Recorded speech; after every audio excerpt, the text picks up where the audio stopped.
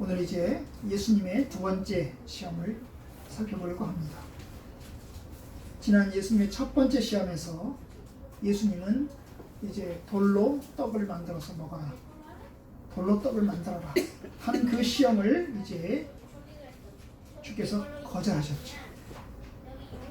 이것은 이제 우리 삶의 아주 기본적인 필요를 이제 유혹하는 것입니다. 그런데 이제 그 기본적인 필요에 관한 유혹을 주께서 거절하신 거죠. 네. 자, 오늘 이제 두 번째 시험을 보고자 합니다. 오늘 말씀 두 번째 시험 이야기를 읽었는데요. 마태복음과 누가복음 두 개를 다 읽었습니다. 그런데 이제 두 번째 시험은 마태복음과 누가복음의 순서가 다릅니다. 마태복음은 두 번째 시험인데 누가복음은 세 번째 마지막 시험입니다. 어느 게 먼저일까 우리는 잘 모릅니다. 아마도 누가가 먼저이지 않을까 하는 것이 저의 추측입니다. 왜냐하면 이 누가복음의 저자인 이 누가는 역사가입니다. 역사가는 순서를 따집니다. 그렇기 때문에 누가가 먼저이지 않을까 싶습니다. 그럼에도 불구하고 마태의 순서를 따르려고 합니다. 왜냐하면 대부분의 추석학자들은 칼빈도 그렇고 박윤선 목사님도 그렇고 이제 마태의 순서를 따르고 있습니다. 아마도 그런 순서를 따르는 이유 가운데 하나가 성경의 순서가 마태, 마가, 누가, 요한 이 순서로 되어 있습니다. 왜 이 순서가 성경의 순서가 마태, 마가, 누가, 요한, 요일까? 쓰여진 순서일까? 잘 모릅니다. 이제 성경학자들 가운데는 4개의 복음서 가운데 가장 마지막에 쓰여진 것은 요한복음이 맞고, 그런데 이제 첫 번째 쓰여진 성경이 마가복음으로 생각을 합니다. 그리고 이제 마가복음, 그 다음에 이제 마태, 누가, 요한 이 순서로 쓰여진 걸로 생각을 합니다.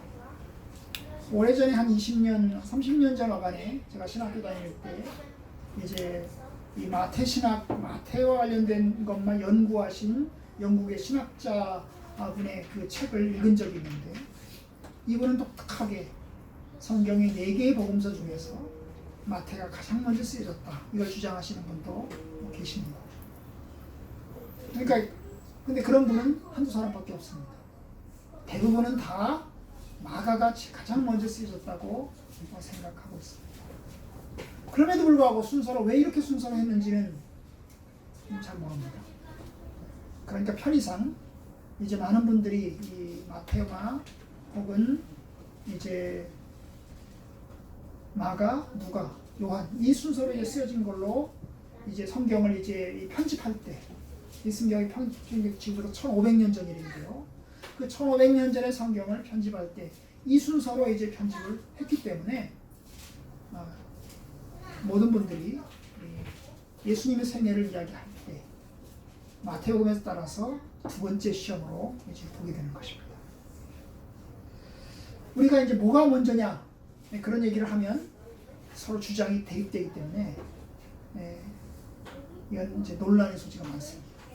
그리고 거기다가 에너지를 쏟을 필요 없습니다.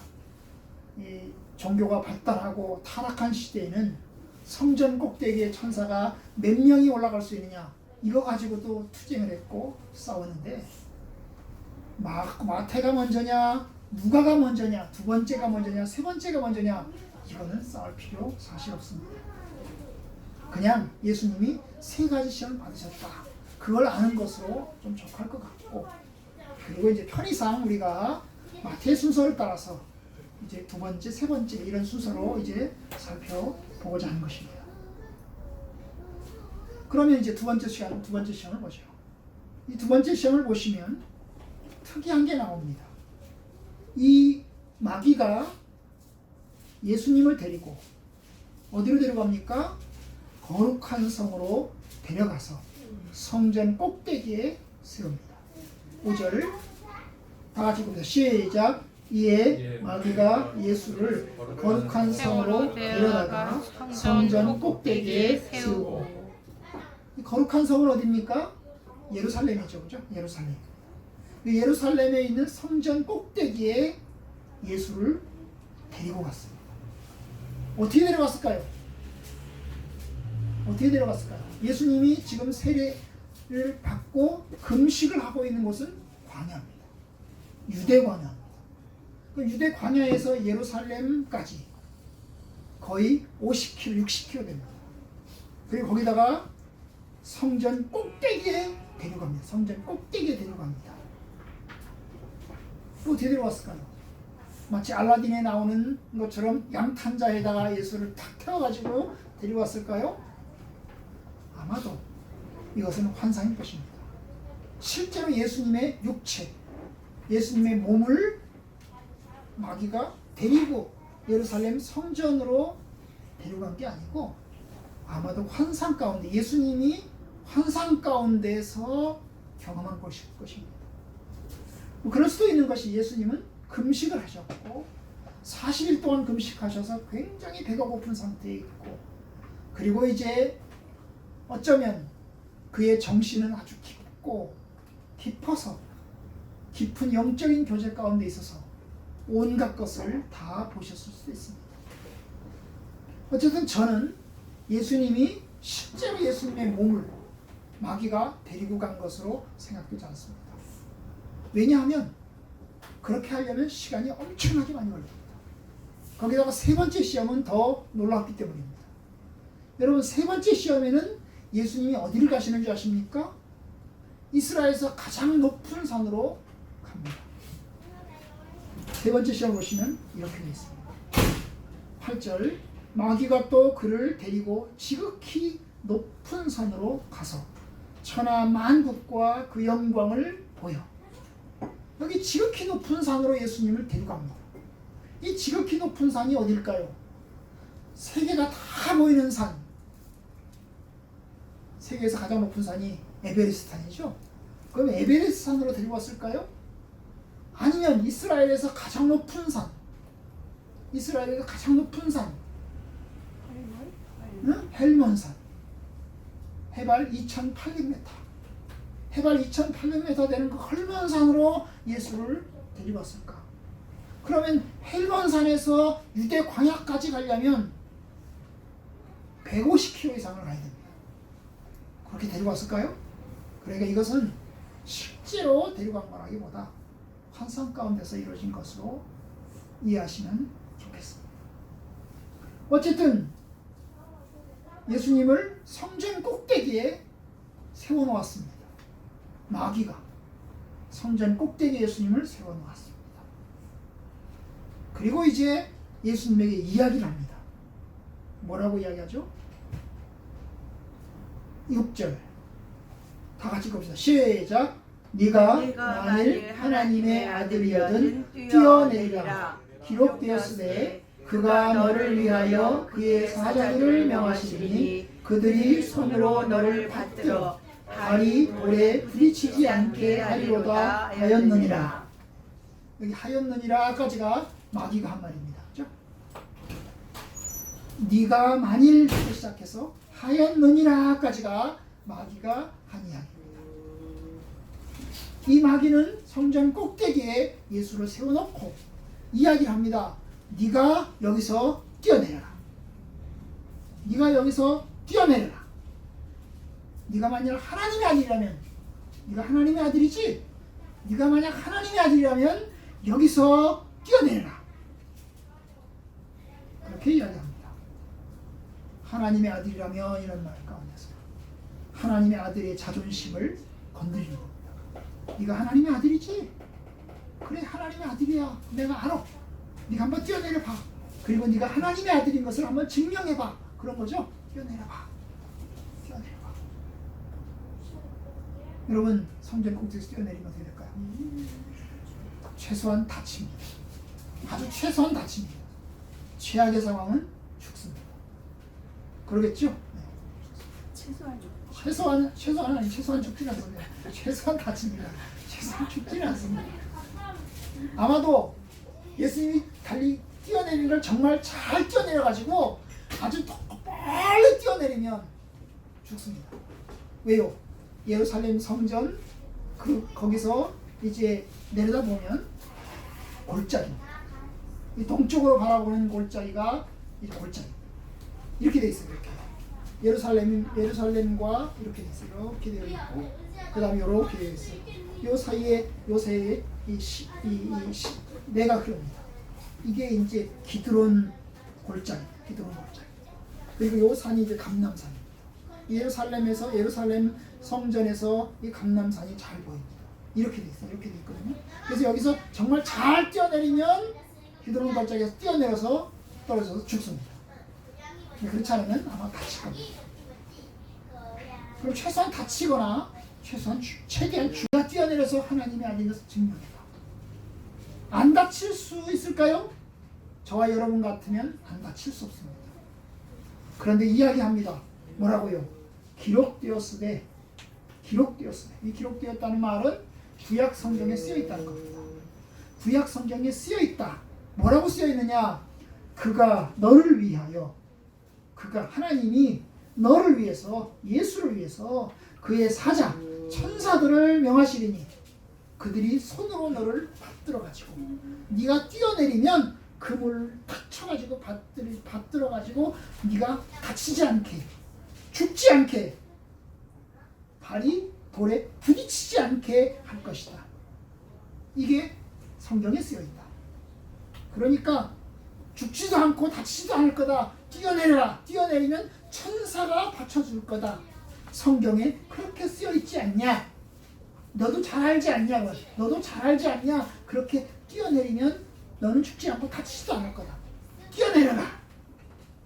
그렇게 이야기합니다. 여러분 이게 시편의 예언입니다. 시편 91편 11절 12절의 예언인데요. 만약에 이 예언대로 한다면 예수님은 아마 다치지도 않을 겁니다. 왜요? 천사가 받아줄 건데. 죽지도 않을 것입니다. 그렇죠. 죽지도 않을 것입니다. 하나님의 아들이시니 하나님의 아들이 뛰어내리는데 하나님 아버지께서 보호하지 않겠습니까? 그의 천사를 딱 보내가지고 보호하지 않으시겠습니까? 위급한 순간에 보호하지 않겠어요? 보호하시겠죠. 그러면 예수님은 가뿐히 내려올 수 있을 것입니다. 바로 이게 마귀의 시험입니다. 네가 뛰어내려라. 그러면 하나님이 너를 받아줄 거다. 너는 하나도 안 있을 것이다. 네가 만약 하나님의 아들이라면 그럼 반대로 하나님의 아들이 아니면 하나님이 받쳐주지도 않을 거고 결국 너는 죽을 수 있을 거다. 네가 하나님의 아들이냐 아니냐 그 얘기를 하고 있는 겁니다. 여러분 이 유혹은 예수님의 초자연적인 능력을 행하도록 하는 유혹입니다. 초능력, 초자연적인 권세를 행하도록 하는 능력입니다. 물론 돌로 떡을 만드는 것도 초자연적인 능력입니다. 인간이 할 수 없는 겁니다. 초능력입니다. 그런데 이것 역시 초자연적인 능력입니다. 할 수 있을까요? 예수님 하실 수 있을까요? 뛰어내리면 안 다칠까요? 과연 그걸 예수님이 하실 수 있을까요? 할 수 있습니다. 왜요? 예수님은 죽은 사람도 살렸고 그리고 오병이어 물고기 2마리 보리떡 5개로 5,000명도 먹였습니다. 4,000명도 먹였습니다. 그리고 먹이고 난 다음에 12바구니가 남았고 7광주리가 남았습니다. 생각해 보세요. 여러분 오병이어로 5,000명을 먹였는데 5,000명을 먹이고 난 그 남은 음식이 12바구니였습니다. 처음에는 한 바구니도 안 됐는데 5,000명을 먹였고 먹이고 난 다음에 먹다 남은 음식을 다 모았더니 12바구니가 남았습니다. 엄청난 거죠? 배보다 배꼽이 더 큰 겁니다. 처음에 시작했을 때 훨씬 더 많이 남겼습니다. 그러면 할 수 있습니다. 여러분 예수님은 물 위로도 걸어가셨습니다. 갈릴리 바다 위를 걸어가셨습니다. 사람들은 말합니다. 예수님이 걸어가신 것은 얇은 냇가를 걸어가신 거야. 그래서 멀리서 보니까 예수님이 물 위로 걸어가시는 것처럼 보이신 거야. 그렇게 이야기를 합니다. 그러나 여러분, 그 물에 베드로는 빠졌습니다. 예수님은 안 빠지셨는데 베드로는 빠졌습니다. 그런 걸로 보면 이게 얇은 시냇물이 아닙니다. 굉장히 깊은 물입니다. 그러니까 예수님은 물 위로도 걸어가셨고, 그리고 또한 오병이어의 기적도 만들었고, 그리고 죽은 사람도 살렸으니 이까지가 못하겠습니까? 뛰어내리면 다치지 않게, 죽지 않게 충분히 하실 수 있습니다. 그런데 예수님은 어떻게 하십니까? 거절하십니다. 거절하십니다. 사실 우리는 어떻게 합니까? 우리는 능력을 행하고 싶습니다. 높은 산 꼭대기에서 뛰어내리고 싶습니다. 돌로 떡을 만들고 싶습니다. 그래서 우리가 하나님의 아들인 것을, 하나님의 자녀인 것을, 하나님이 우리 아버지이신 것을 한번 증명하고 보여주고 싶습니다. 우리 속에는 자랑의 욕구가 있습니다. 자랑하고 싶은 게 있습니다. 내가 가진 것, 내가 가지고 있는 능력을 자랑하고 싶습니다. 나의 지식을 자랑하고 싶고, 나의 권세를 자랑하고 싶고, 나의 권능을 자랑하고 싶습니다. 우리 아이들은 자랑합니다. 우리 아버지는 이런 사람이야, 우리 어머니는 이런 사람이야, 그러면서 애들끼리 자랑을 합니다. 그죠? 우리 집에는 이게 있어, 그럼 우리 집에도 이게 있어, 이럽니다. 그죠? 우리 아버지는 이런 걸 할 수 있어, 그러면 우리 아버지도 이런 걸 할 수 있어, 그러면서 자랑을 합니다. 그걸 못하는 애는 주눅이 들고, 그걸 못하면 침체에 빠집니다. 여러분, 모든 사람이 그렇게 자랑했습니다. 솔로몬은 자기의 지혜를 자랑했고 자기의 부를 자랑했습니다. 히스기야 왕은 자기 왕궁의 권세를 자랑했고, 그리고 바벨론 신하에 대해 자기 나라의 위대함을 자랑했습니다. 자랑거리가 있는 사람은 어깨가 으쓱하고, 그러한 자랑거리가 없는 사람은 뭡니까? 쪼그라듭니다. 성공한 사람은 으쓱거리고, 그리고 성공하지 못한 사람은 조금 주눅이 드는 것이 우리의 현실입니다. 그렇잖아요? 인간에겐 그러한 마음이 있습니다. 부를 자랑하고 싶고, 권세를 자랑하고 싶고, 지식을 자랑하고 싶습니다. 그래서 성경은 말합니다. 성경은 이야기합니다. 여기저기서 강조하는 게 뭔지 아세요? 너희는 너희의 부를 자랑하지 마라. 너희는 너희의 권세를 자랑하지 마라. 힘 있는 사람은 힘 자랑하지 말고, 재산 있는 사람은 재산 자랑하지 말고, 권세 있는 사람은 권세 자랑하지 마라. 지혜 있는 사람은 지혜 자랑하지 마라. 이것이 성경의 가르침입니다. 구약과 신약에서 공히 얘기하는 게 뭐냐면, 네가 가지고 있는 것을 자랑하지 마라. 왜냐? 그것은 하나님께서 온 거다. 그건 네 게 아니다. 하나님께서 온 거다. 하나님이 가져가시면 너는 아무것도 없는 거다. 이것이 성경의 가르침입니다. 그럼에도 불구하고 우리는 끊임없이 자랑합니다. 내가 가지고 있는 것 자랑하고 싶어 합니다. 왜 그럴까요? 이 인간의 본성입니다. 자랑하고 싶은 것이 인간의 본성입니다. 욕망입니다.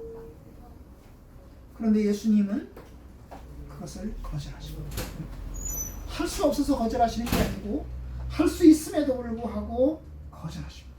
첫 번째 유혹처럼 돌로 떡을 만들어서 먹어라, 그 유혹을 거절하셨듯이, 이 두 번째 유혹, 네가 하나님의 아들이면 뛰어내려라 하는 것에 뛰어내리지 않으십니다. 뛰어내리지 않으십니다. 그러면서 이제 구약 성경을 인용하십니다. 예수님도 역시 인용하십니다. 뭐라고요? 7절 다 같이 읽읍시다. 시작. 예수께서 이르시되 또 기록되었으되 주 너희 하나님을 시험하지 말라 하였느니라 하시니. 자, 기록한 이 예수님의 거절하신 명분, 거절한 이유, 주 너희 하나님을 시험하지 말라. 이것이 구약 성경에 쓰여 있다. 참 여기 예수님의 거절의 이유가 성경을 인용함으로 거절합니다. 첫 번째 거절도 성경을 인용함으로 거절했습니다. 그죠? 4장 4절, 예수께서 대답하여 이르시되 기록되었을 때 사람이 떡으로만 살 것이 아니요 하나님의 입으로부터 나오는 모든 말씀으로 살 것이라. 성경 말씀을 인용함으로 거절했습니다. 그냥 거절한 것이 아니고 성경을 인용함으로 거절했습니다. 예수님이 성경을 인용함으로써 거절했다는 게 뭘까요? 성경을 인용함으로 거절했다는 게 뭘까요? 그 의미가 뭘까요? 예수님은 성경 말씀을 지키겠다는 거예요. 나는 이 말씀을 지키겠다는 거예요. 하나님의 쓰여진 말씀대로 내가 살겠다는 거예요. 그거죠? 성경에 쓰여진 대로 내가 살겠다는 거예요. 여러분 세 번째 시험도 그렇게 거절합니다.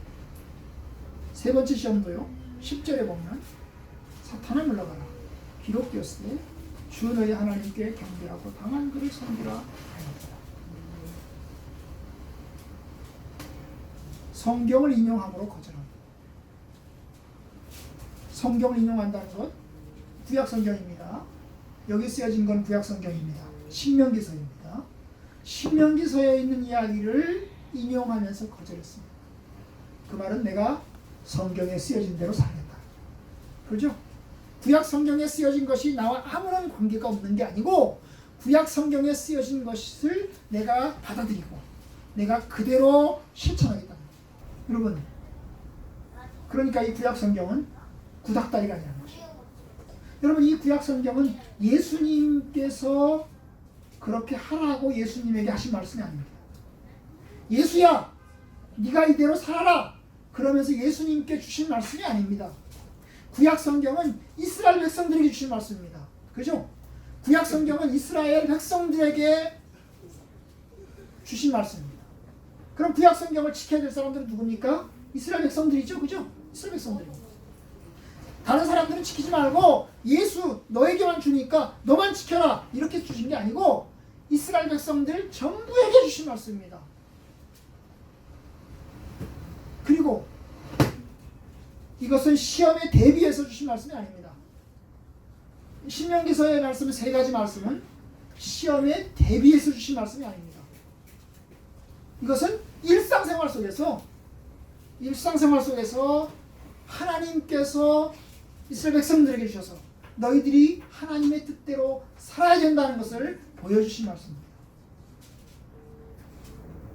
그런데 주님은 그것을 시험의 상황에서 인용합니다. 그리고 거절합니다. 예수님께서 이 구약 성경을 어떻게 보고 있느냐 하는 겁니다. 여러분, 신명기서는 예수님 오시기 전에 1300년 전의 일입니다. 1300년 전의 일을 가지고 예수님께서 지금 성경을 인용합니다. 그럼 이 성경은 뭐예요? 구닥다리가 아니다. 이것은 그냥 옛날에 나오는 어떤 이야기책이 아니고 오늘도 내가 지켜야 될 말씀이다 라고 예수님께서 받아들이시는 겁니다. 그렇죠? 그래서 내가 이 말씀대로 살겠다. 여러분, 이와 같습니다. 저와 여러분들에게 이 성경책이 주어졌습니다. 이 성경책은 우리를 기준으로 본다면 최소한 2000년 전에 주어진 것입니다. 가장 마지막에 쓰여진 요한계시록과 요한복음 가장 마지막에 쓰여졌는데 이 두 책만 보더라도 최소한 1900년 전에 쓰여진 것입니다. 어떤 사람들은 말합니다. 아이, 성경책이 구닥다리인데 이 구닥다리 성경책을 뭐 이거 이대로 뭐 살기는 이게 뭐 그냥 옛날 책이잖아. 옛날 그것도 우리나라 책도 아니고 저 이스라엘 이야기인데 그게 우리가 무슨 상관이 있어 이렇게 이야기합니다. 그런데 하나님 말씀, 예수님도 신명기서의 말씀을 하나님 말씀으로 받아들여서 그 말씀을 가지고 사탄에게 대항했습니다. 여러분, 저와 여러분들이 하나님의 말씀으로 받아들여야 돼요. 예수님처럼. 그러려면 성경을 알아야 되는 겁니다. 여러분, 예수님이 성경을 인용할 때는 성경을 알고 있는 거죠. 그럴 수밖에요. 예수님은 어릴 때부터 성경을 교육받았습니다. 그죠? 일주일에 한 번씩 회당에 가면 회당에서 성경책을 낭독을 했습니다. 그 당시에 성경책은 개인이 가지고 있는 책이 아니었습니다. 개인들의 집에서 읽는 책이 아니었습니다. 이 성경책은 회당에서 이제 회당장이 읽으면 그것을 이제 듣고 오는 겁니다. 그들이 회당 일주일에 한 번씩 회당에 가면 회당에 앉으면 1시간씩 성경을 읽었습니다. 1시간씩 성경을 쭉 읽었어요. 그러면 한 사람이 성경책 읽으면 그 회당에 앉아가지고 1시간씩 성경을 읽는 얘기를 귀로 듣고서 집으로 가는 겁니다. 여러분 그렇게 하려면 뭐가 좋아야죠? 기억력이 좋아야죠. 성경을 이 회당장이 읽어주는데 그 읽어주는 성경을 머릿속에다가 다 저장을 해야 됩니다. 그러려면 기억력이 좋아야 됩니다. 그걸 읽고 난 다음에 그리고 집에 와서 한참 시간이 난 다음에 그 말씀을 생각해내서 이야기를 하려면 기억력이 아주 좋아야 됩니다. 예수님은 하나님이시기 때문에 기억력이 좋은 게 아니라 예수님은 사람임에도 불구하고 그의 머릿속에 하나님 말씀을 기억하고자 했습니다. 하나님 말씀을 그의 마음속에 담아두고자 했습니다. 그래서 시험의 상황에서 여러분 하나님 말씀을 생각해냈습니다. 그리고 그 하나님의 말씀을 나에게 적용시켜서 이 말씀대로 내가 이야기를 했습니다. 뭐라고요? 주 너의 하나님을 시험하지 말라 하였다. 구약 성경에 주 너의 하나님을 시험하지 말라고 하였다. 나도 주 나의 하나님을 시험하지 않겠다. 그 말입니다. 그죠? 이 말씀에 따라서 나도 하나님을 시험하지 않겠다라고 선언하는 겁니다. 하나님을 시험하지 마라. 하나님을 테스트하지 마라. 하나님이 하실지 안 하실지 테스트하지 마라. 바로 그것이 그가 거절한 이유입니다. 성경에 쓰여 있는 대로 주 너의 하나님을 시험하지 마라. 하나님이 도와줄지 안 도와줄지 테스트하지 마라. 여러분 하나님이 필요하시면 정말 필요한 상황에서는 하나님이 개입하십니다. 하나님의 능력으로 도우십니다. 정말 우리에게 정말 필요하고 정말 중요한 상황이 있을 때 하나님께 기도할 때 하나님은 기적적으로 우리를 도우시고 우리를 인도하십니다. 그렇죠? 그러나 평온한 상황에서 아무 일이 일어나지 않은 아무 사건도 일어나지 않은 상황에서 하나님이 할까 말까를 가지고 하나님을 가지고 놀 수는 없는 것입니다. 하나님 우리를 사랑하시기 때문에 우리가 정말 위기의 상황 가운데서 하나님께 기도하면 하나님이 도우시고 지키실 것입니다. 그런데 평온한 상황에서 아무 일이 일어나지도 않았는데 하나님이 이루어질까 안 이루어질까를 하나님 가지고 할 수는 없는 거죠. 하나님은 요술지팡이나 허수아비가 아니십니다. 그렇죠. 그것 가지고 하나님을 믿고 안 믿고 말할 게 아닙니다. 하나님이 정말 필요하시면 하나님이 하십니다. 위기의 상황 속에서 하나님께 금식하고 간절히 기도하면 하나님 하십니다. 여러분 예수님께서 사람들을 고칠 때, 예수님께서 사람들을 살릴 때, 예수님께서 오병이어의 기적을 만드실 때 그는 뭘 하셨나요? 그는 기도했습니다. 죽은 나사로 앞에서 그는 기도했습니다. 요한복음 11장에 보면 이런 기도를 합니다. 아버지여 내 말을 들으신 것을 감사합니다. 이 예수님 기도입니다. 나사로가 죽어있는 그 무덤 앞에서 기도하는 내용입니다. 아버지여 내 말을 들으신 것을 감사하나이다. 항상 내 말을 들으시는 줄 내가 알았나이다. 하나님 내 말을 들으신 걸 감사합니다. 항상 내 말을 들어주셔서 감사합니다. 그걸 내가 잘 알고 있습니다. 내가 기도할 때마다 내가 원할 때마다 하나님께 기도하면 하나님 들으시고 선하게 응답하여 주시면 내가 잘 알고 있습니다. 하나님 그래서 내가 참 감사합니다. 여러분 이런 기도와 함께 나사로를 살렸습니다. 여러분 주님 내가 기도하면 내가 하나님 아버지께서 내 기도를 들으실 거고 그래서 내가 하나님의 선한 뜻을 이룰 것이다 라는 걸 그는 믿었습니다. 그래서 어려움 앞에서 그 역시 기도하셨습니다. 여러분 예수님은 항상 기도하셨습니다. 예수님의 기도의 습관 가운데 하나가 뭐가 있을까요? 새벽기도. 새벽기도. 예수님은 새벽에 다 잠자는 시간에 혼자 일어나서 기도하러 가셨습니다. 들판. 심지어 제자들이 움직이는 시간에 예수님은 혼자서 산에 올라가서 기도를 하셨습니다. 이게 예수님의 삶이었어요. 예수님이 기도하셨어요. 기도를 왜 하셨을까? 하나님이 들으신다는 걸 믿었으니까. 내가 기도하면 하나님 들으신다는 걸 믿었으니까. 그래서 기도하신 겁니다. 내 기도대로 하나님이 응답해 주실 것을 내가 믿었습니다. 그래서 예수님은 기도하셨습니다. 저와 여러분들은 기도를 잘 하시나요? 기도를 하시긴 하십니까? 현대인들은 기도를 잘 안 한다고 합니다. 바빠서 기도 안 하십니까? 자크 에로는 말했습니다. 현대인들이 바빠서 기도하는 게 아니고 믿음이 없어서 기도를 안 하는 거예요. 바빠서 기도를 하는 게 아니고 믿음이 없어서 기도를 안 하는 거예요. 현대인들은 믿음이 없다. 하나님이 살아계신 것에 대한 믿음도 없고 하나님이 내 기도를 들어주실 거라고 하는 믿음도 없고 하나님이 내 기도를 들으시고 응답해 주실 것이라는 믿음도 없다. 그래서 기도를 안 한다. 오히려 그 기도할 시간에 나는 내 방식대로 한다. 이게 현대인입니다. 그렇죠? 현대인들 속에는 하나님이 없습니다. 현대인들의 머릿속에는 하나님이 살아계시다. 하나님이 살아계시고 우리의 기도를 들으신다라고 하는 믿음이 없습니다. 그래서 기도를 잘 안 합니다.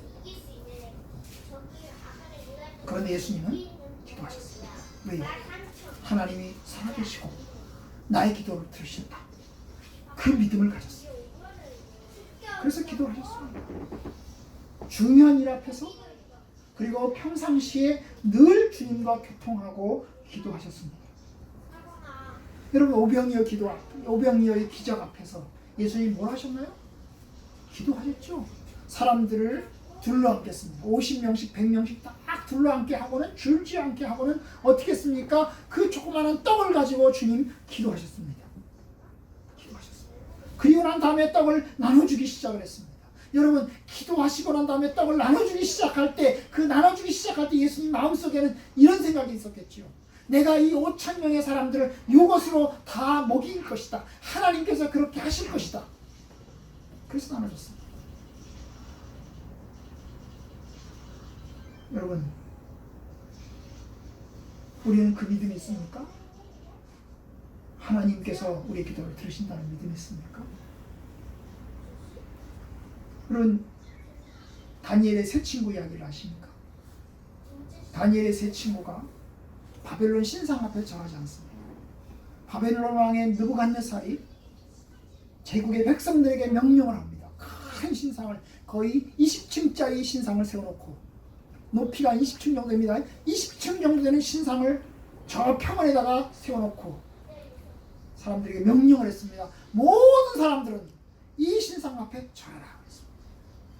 그래서 신하들부터 시작해서 백성들에게 명령이 떨어져서 다 하기 시작을 합니다.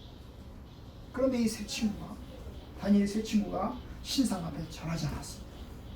그래서 고발당했습니다. 잡혀왔습니다. 바벨론 왕이 명령합니다. 이 신상 앞에 절하라.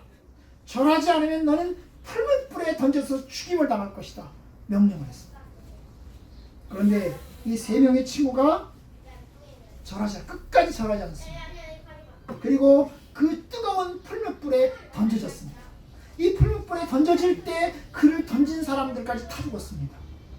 그 뜨거운 풀무불에 가까이 가니까 사람들이 이 세 명의 이 사람들을 데리고 묶어놓고 풀무불에 집어던지려고 가까이 가니까 그 집어던지려고 끌고 가던 사람들까지 타 죽었습니다. 그런데 이 세 명의 사람들은 죽지 않았습니다. 그런데 이 사람들이 죽기 직전에 그 풀불에 던져지기 직전에 이렇게 이야기를 합니다. 뭐라고 얘기하는 것입니까? 왕이여 만약 우리가 섬기는 하나님이 계시다면 하나님이 살아계시다면 우리를 맹렬히 타는 풀무불 가운데서도 능히 건져내시겠고 왕의 손에서도 건져내실 것입니다. 하나님이 살아계시다면 우리를 건져내실 것입니다. 그 살아계신 하나님이 우리를 건져내실 것입니다. 우리를 죽지 않게 하실 것입니다. 그런데 그러면서 덧붙입니다. 그렇게 안 할지라도, 그렇게 아니하실지라도,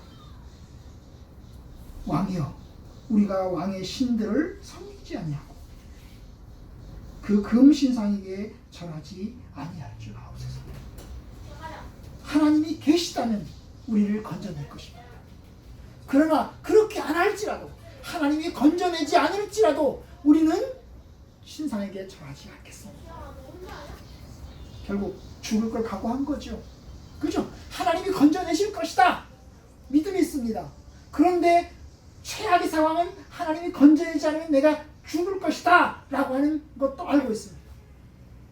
그걸 하면서 그는 절하지 않았습니다. 그리 아니하실지라도 내가 하나님을 믿겠습니다. 그리 아니하실지라도 내가 신상에게 절하지 않겠습니다. 하나님은 기적으로 이 세 친구를 살렸습니다. 그러니까 이 세 친구 역시 평온의 상태에서 하나님을 시험한 게 아닙니다. 그죠? 평상시의 상황에서 하나님이 나를 살려줄까 안 살려줄까, 내가 풀무불에 던져지면 나를 살려주실까, 아니면 내가 풀무불에 타 죽을까, 이걸 평상시에 시험한 게 아닙니다. 위기 상황 앞에서 하나님께 기도하고 믿음으로 반응했습니다. 여러분, 평온의 상태에서 하나님을 시험하는 게 아닙니다. 하나님은 믿는 것입니다.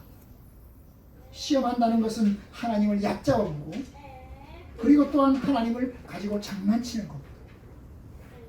그리고 내가 하나님의 아들인 것을 사람들 앞에 자랑하고 싶은 겁니다. 그런 사람들이 많습니다.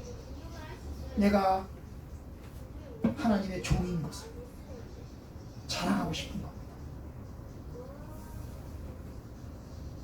가끔씩 아픈 사람들 만납니다. 아픈 사람 만나면 저에게 묻습니다. 목사님은 치유 은사가 있으세요?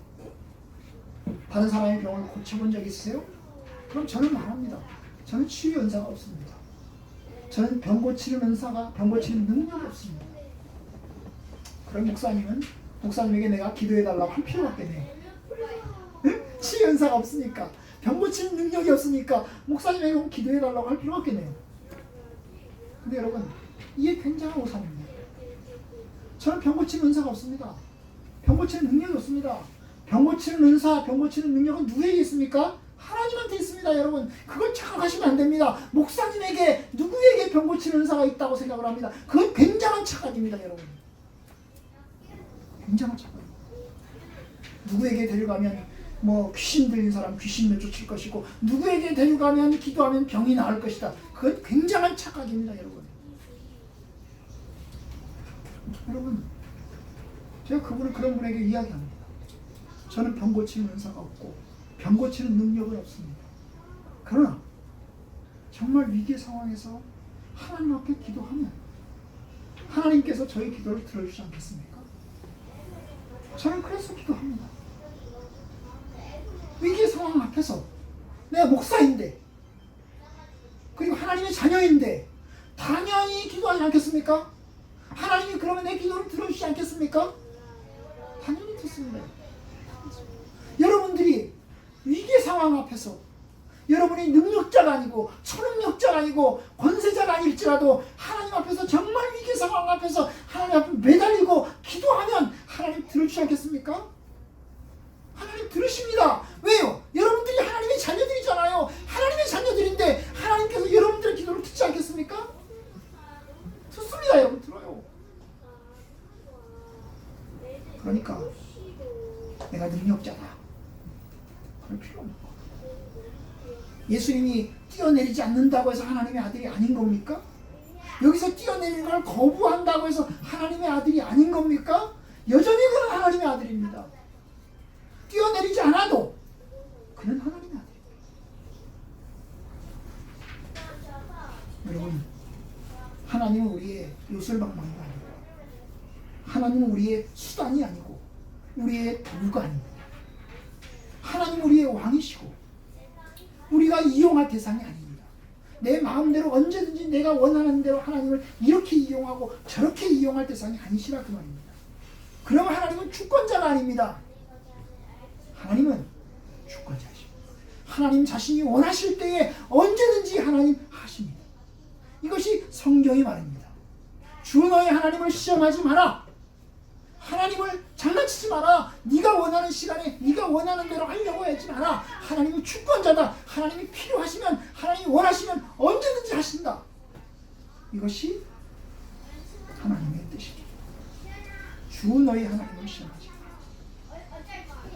여러분, 예수님을 믿는 여러분들이요, 하나님을 믿는 여러분들이요, 우리의 하나님을 믿고 장난치지 않습니다. 그런데 어려움이 있으면, 위기 상황 같아서는 금식하고 하나님께 기도하고 매어 달리십시오. 하나님이 들으시고 선하게 인도하실 것입니다. 내가 능력자가 아니라, 내가 권세자가 아니라, 내가 무슨 은사가 없다고 주눅들지 마십시오.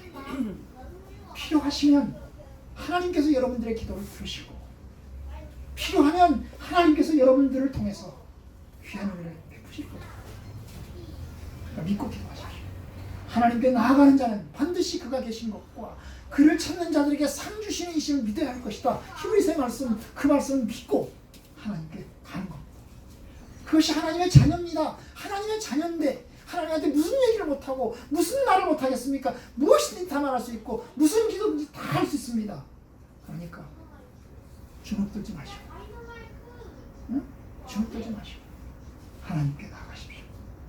기도하십시오. 하나님 들으실 겁니다. 하나님 일하실 겁니다. 자랑하지 마시고, 내가 가지고 있는 능력, 내가 가지고 있는 권세 자랑하지 말고, 성경은 말합니다. 하나님을 자랑하라.